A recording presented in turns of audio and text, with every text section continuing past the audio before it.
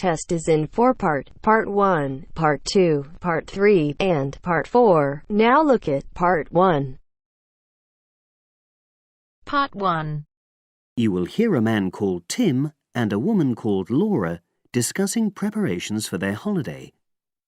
First, you have some time to look at questions 1 to 6.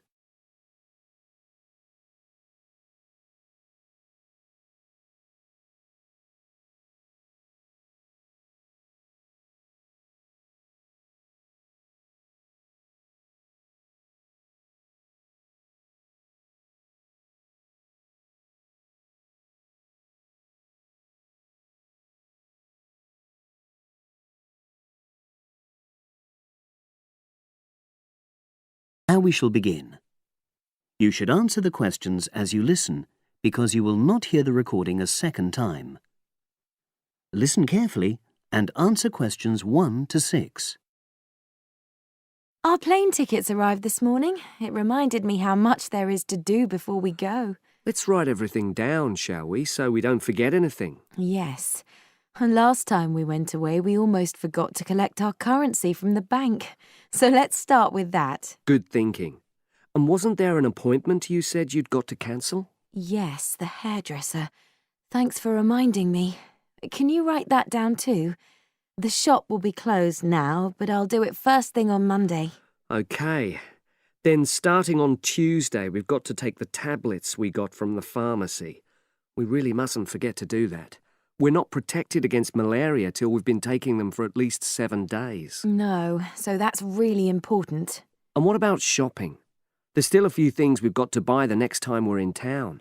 We need some more sunblock, don't we? We've only got that Factor 10 stuff. It won't be strong enough. I've already bought that. But what we do still need to get is sunglasses. The ones I've got aren't good enough, and I don't think yours are either. OK, I've noted that down. And I think I'm going to get another bag too, just a small one. We always seem to come back with more things than we take. Shall we get an extra lock for our suitcase as well, just in case the one we've got breaks? They don't seem to last long.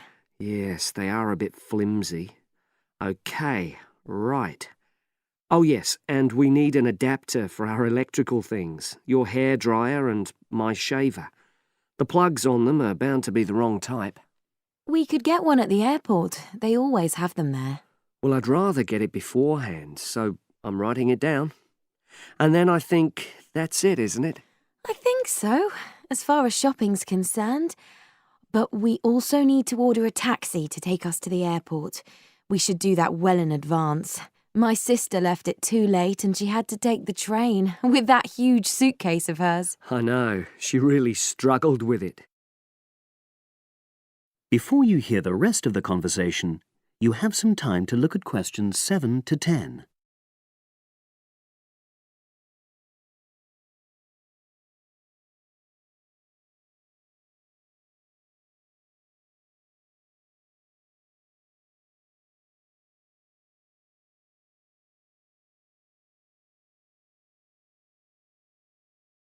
Now listen and answer questions 7 to 10. Now let's see. Your mother said she'd come in regularly while we're away, so what do we want her to do? I'll write some instructions and we can give them to her tomorrow. Good idea. Well, the cat's the main thing. OK. Feed the cat. We ought to leave her the vet's details as well, just in case there's a problem. Yes. Have you got them handy? Hang on, I'm just looking. Yes, his name's Colin Jeffrey. Is that spelt with a G? Actually, it's Jeffrey.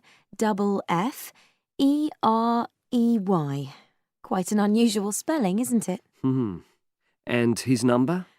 077 594 128. It's a mobile. OK. And you should write down where it is. It's 4 Street, not sure what number, but it's next to the bus stop, isn't it? That's not a very good landmark, but it's on the other side of the road to the church, so I'll tell her that. Let's hope she won't need a vet anyway. Yes. Right, apart from that, there are the plants to water. Ask her to make sure they don't dry out. Oh, yes, And I've already mentioned the problem with the boiler, and your mum said she'd come round to meet the heating engineer and let him in. Yes, it's a lot for her to do, but we really need to get the problem sorted out. And the earliest date I could get an appointment was April the 30th. Isn't it the day after we go? Yes, we leave on the 29th, and she'll have to hang around till the job's finished. Oh, well, she won't mind, I'm sure. She likes helping people out. Yes, she does. OK. That's it then, I think. Unless you can think of anything else. Not at the moment. Leave the list there and I'll add to it. That is the end of part 1. You now have half a minute to check your answers.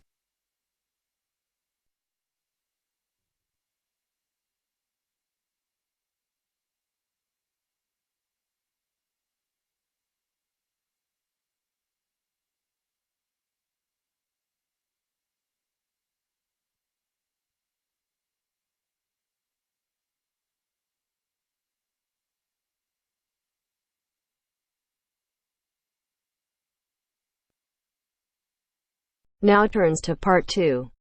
Part 2.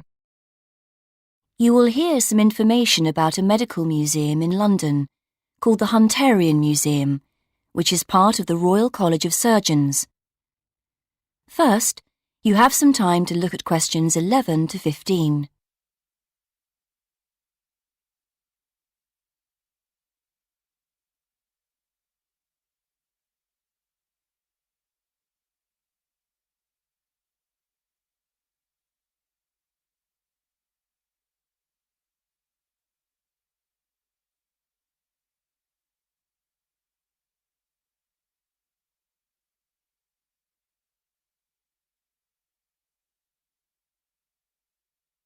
Now listen and answer questions 11 to 15. Good evening. I'm here to tell you about the Hunterian Museum in London, which is part of the Royal College of Surgeons. Although a medical museum, it is open to the general public. The museum specialises in the history of the study of anatomy, and especially the work of John Hunter in the 18th century. If you would like a free guided tour of the museum, then come along at 1 o'clock any Wednesday. Spaces on the tour are limited to 25 though, so it's best to reserve a place by phone, and these tours are for individual members of the public, families and small groups of friends only. Tours for groups of school students can also be arranged, and these are also free of charge. Teachers are encouraged to make a donation of around £3 per student if they can afford it, but this isn't obligatory. What teachers must do, however, is phone to agree a time in advance, as only one school party is allowed in at a time. Then there's an online booking form which you can use to confirm the booking. Or just send a letter if you prefer.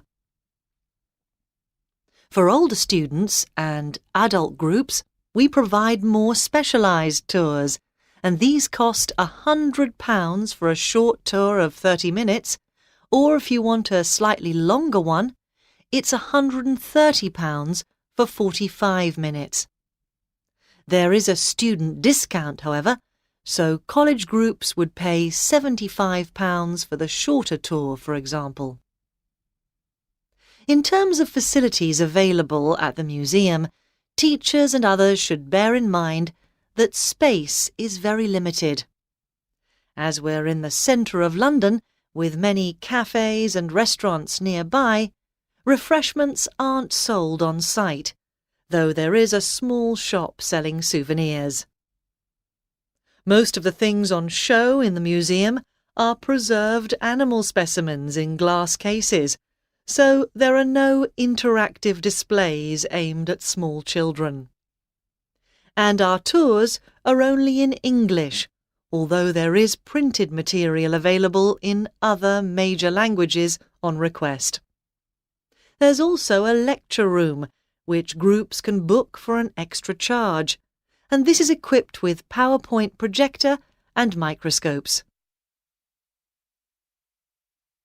Before you hear the rest of the presentation, you have some time to look at questions 16 to 20.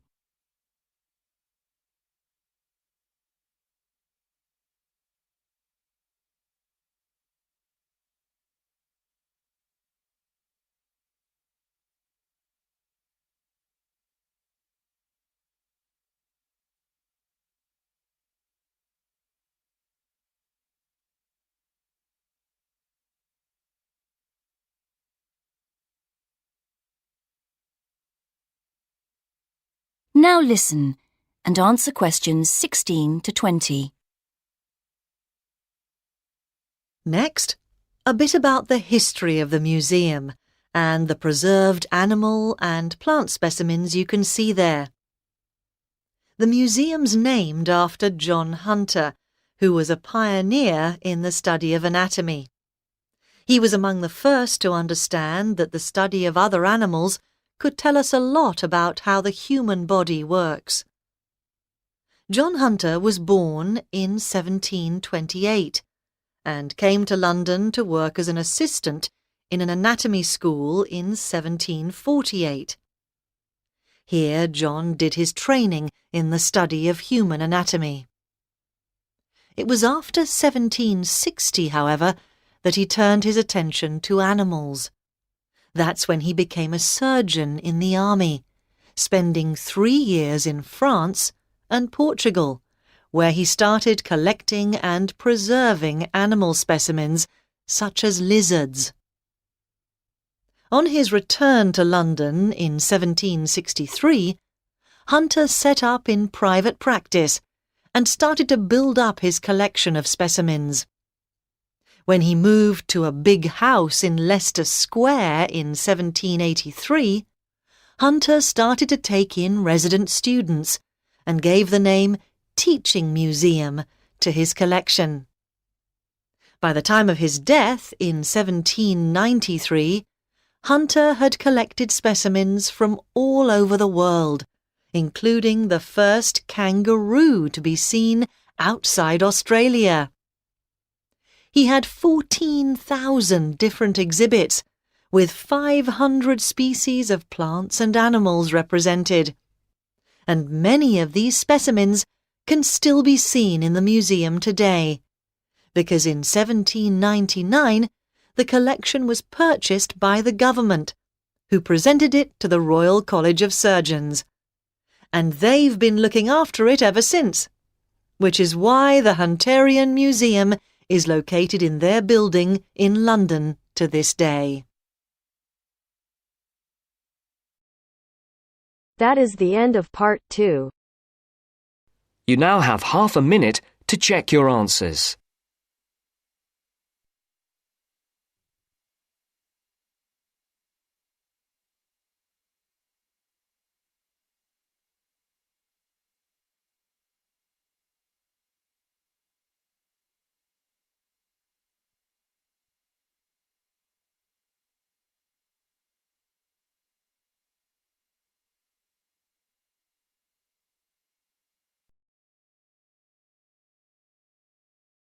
Now turns to part 3.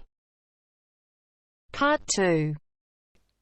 You are going to listen to a conversation between 2 students and a tutor. They are talking about essays. First, look at questions 21 to 25.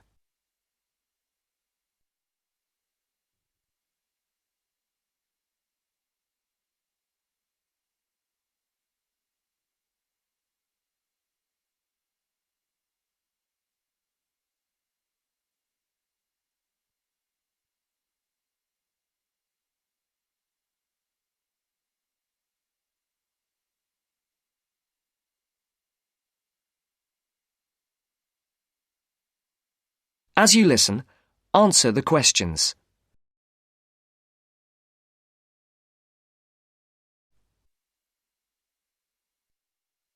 So, Pamela, here's your essay. And, Carl, you've already got yours back. Anything you want to ask or any comments? Can you just go over again for us how the marks for our essays go towards our final grade? Well, over the year, you're meant to write 5 main essays for this course. Yes. And each essay's marked out of 20, which gives you a total of 100 marks. Yes. This coursework makes up 50% of your marks for the year, with the other 50% coming from the written exam. Right. So the 5 essays contribute to 50% of our final grade for the year? Yes. You gave me 18 out of 20 for this essay, which gives me a total of 9% towards my final grade for the year. And I wanted to... And with 14 for this one, I've got 7%. Yes, Pamela. Does that clarify it? Yes. Yes. We did have it explained to us at the beginning of the course. When? In the first tutorial. OK, I think we'd better move on now. About your last essay, have either of you any questions or comments? Before the conversation continues, look at questions 26 to 30.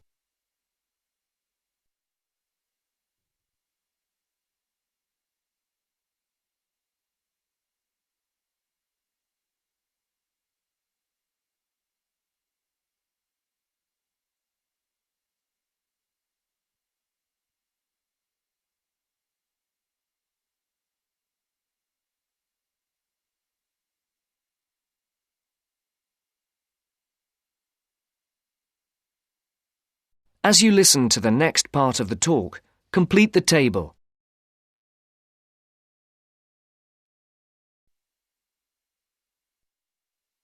You gave me 18 for this paper.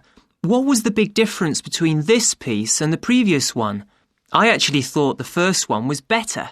Well, there was quite a marked difference. Really? Yes. It looked as if you had actually done quite a bit of research. You had quite a lot of relevant examples, especially on the historical side. You even found some information that I was not even aware of. Your sources were also very sound. And on top of that, your answer was very well organised indeed, and the writing style was very elegant. Oh, thank you very much. I must say that it was the best piece of writing for a paper that we've seen for quite some time. I have to say, though, it took me a very long time to put it together. How long? At least 2 weeks. But it was well worth it. Can I just ask you if it's possible to rewrite the first essay of the term? It's really brought my average down. I'm sorry, but it's impossible. Is there no way to do it? I'm afraid not. OK, right. I'll just have to try to do better than average on the others. And Pamela? Well, to be honest, on the whole, I'm happy with my marks. Again, your research was very good. And you gave quite a long list of source material, which was very good. I spent quite a lot of time on this essay, more than the others. Well, again, it shows. What about the organisation? I was a bit worried about that. Your organisation, I have to say, was excellent. Oh! But as regards your style... Yes? It is slightly too informal here and there. I think you need to tighten this up a little. OK. I only wish I'd put a bit more effort into the first one as well now. But I would like to know how I can get my marks up even higher. What do I have to do, specifically? Well, your work could do with being more thoroughly checked. You have quite a few spelling mistakes. Yes, I know. If it's anything, I think it's the computer. Well, I'm not very good at typing. 2 fingers, really. And when I finish something like this, I find it difficult, even depressing, to go over it carefully again. But it's affecting your marks. Your previous essay was much better than this one. Sometimes it's difficult to follow what's being said because of the frequency of mistakes. A couple of years ago, the university authorities would have been more lenient, but now they're very hot on presentation and have been coming down heavily on things like grammar and spelling. In fact, I am obliged to deduct marks from every piece of work which is not handed in fairly free of mistakes.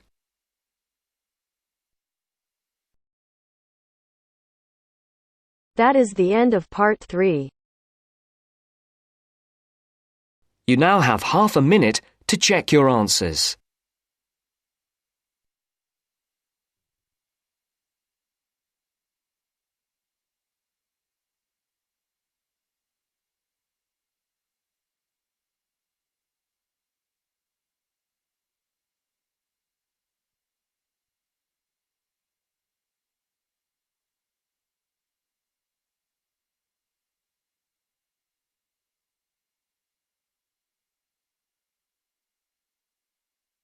Now turns to part 4. Part 4. You are going to hear a talk on the writer Charles Dickens, given by a university lecturer to a group of students. First, look at questions 31 to 35. Note the example that has been done for you.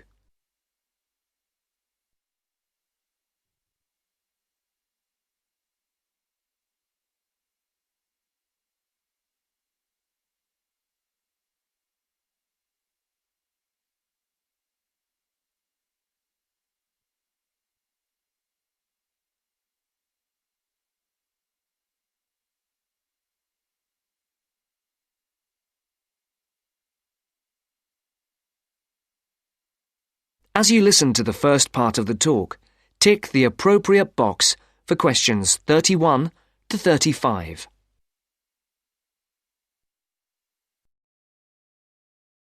Good morning. My name is Professor Sarah Lennon, and I'm here today to talk to you about the works of one of the greatest writers in the English language, Charles Dickens.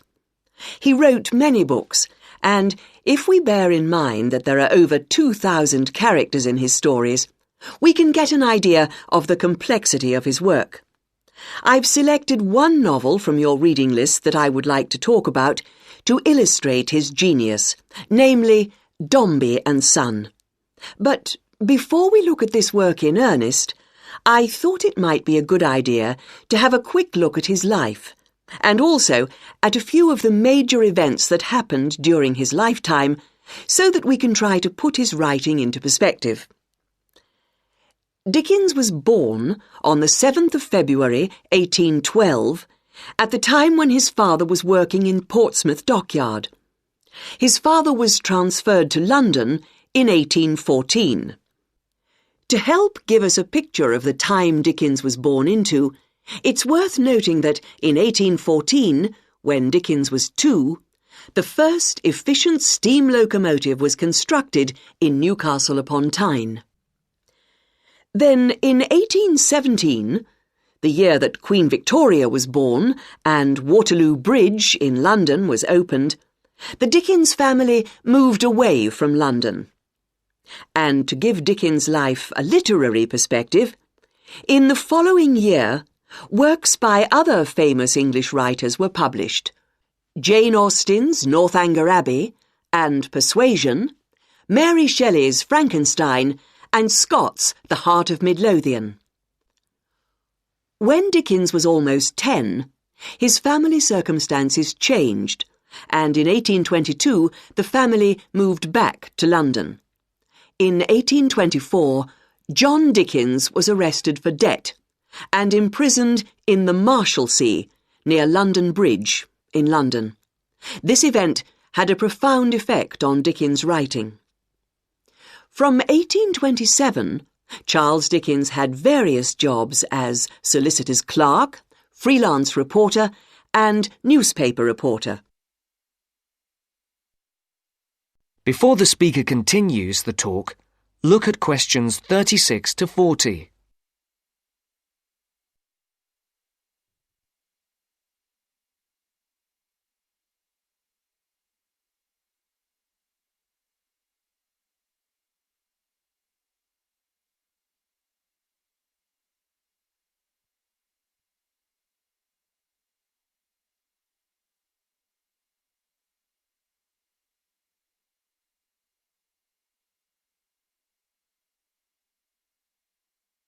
As you listen to the second part of the talk, answer the questions. For questions 36 and 37, circle the correct answer. For questions 38 to 40, for each answer. In December 1833, Dickens had his first story, A Dinner at Poplar Wall, published in the Monthly Magazine. In the same year, the SS Royal William became the first vessel to cross the Atlantic Ocean by steam alone. In 1836, two important events happened. Dickens published the first series of sketches by Boz, and the publishers, Chapman and Hall, suggested his first novel, The Pickwick Papers. In April of the same year, the second major event took place. Dickens married Catherine Hogarth. And in 1837, the year that Queen Victoria became Queen of England, and Samuel B. Morse developed telegraph, the novel Oliver Twist began publication in Bentley's Miscellany in 24 monthly instalments. You may not be aware that serialization like this was common in Dickens' time. In the subsequent year, that is in 1838, the serialization of Nicholas Nickleby started and appeared in 20 instalments. Dickens' novel The Old Curiosity Shop began serialization in 1840. This was the year the first postage stamp, the penny post, was brought in by Rowland Hill, and the year the first bicycle was produced. The next major publication for Dickens was in 1842, when the first part of Martin Chuzzlewit appeared, and in 1848, Dombey and Son was published. Now, do you have any questions before we go on to look at this work in some depth? No? That is the end of part 4. You now have half a minute to check your answers.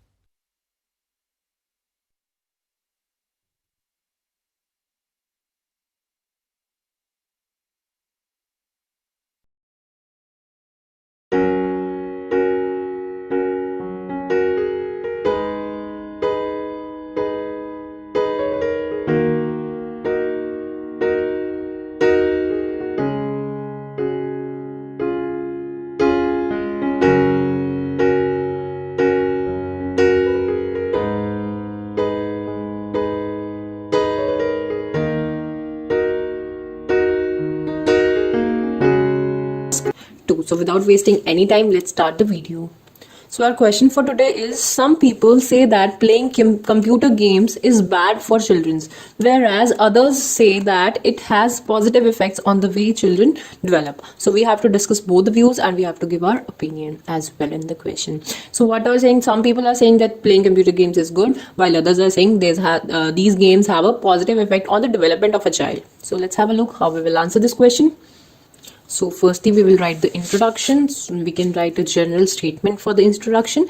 Nowadays, playing games on computers is a contentious. Contentious means is a debatable issue.